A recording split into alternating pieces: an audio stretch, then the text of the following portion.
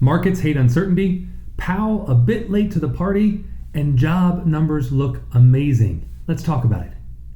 Hello everybody, Joe Orba coming at you. And as I've been saying for the past few weeks, U.S. stock markets despise uncertainty. They don't like the unknown. They want to know what is going on. And whenever uncertainty hits, markets react negatively. As you can see, starting back January 1, once Putin was talking about the possibility of invading Ukraine, we saw the markets tumble. The Nasdaq down almost 15%, the S&P 500 down almost 10%.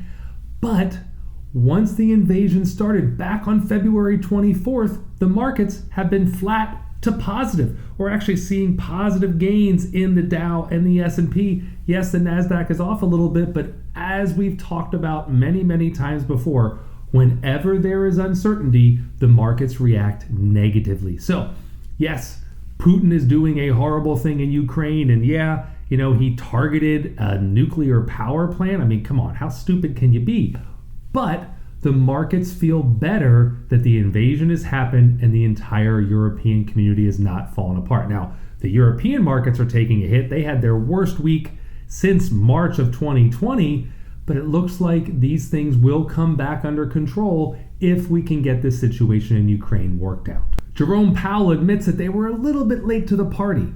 He came out and said, look, back in 2021, when we said that inflation is transitory, they were hoping it was going to go away in a few weeks to a few months. They now admit that was wrong of them, that the supply chains were not healthy enough to handle this, and they're realizing they should have done something back at the end of last year. However, they're now going to do something. So as we said, March 15th and 16th, they are going to have a meeting and they will be raising interest rates at least 0.25%. And they feel that markets can absorb a 2 to 2.5% interest rate. And well, since we're basically at zero, that means that they're telling us that they are going to raise interest rates from basically zero up to 2.5%. So we could have 4 or 5/4% or maybe 0.5% interest rate increases this year. The Fed will take interest rates to 2 or 2.5% to get inflation under control, because as we see here, inflation is at a 40+ year high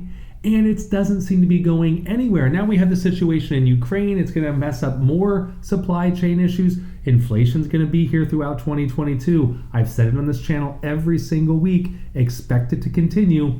The Fed is going to do what they can to raise rates. Now, the other thing that the Fed's responsible for is job numbers. And we just got an amazing job report. 678,000 new jobs were created, and we saw unemployment fall to 3.8%. We're only 0.3% off of our high pre-pandemic. If we go back to February of 2020, unemployment rate hit a low of 3.5.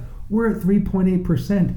This is great news for the economy. That means all those people that were quitting jobs and sitting back and not going to work, they're now going back to work. We could see this continue, especially heading into the summer when we see jobs increase. By the summer, our unemployment rate should be back to pre-pandemic levels.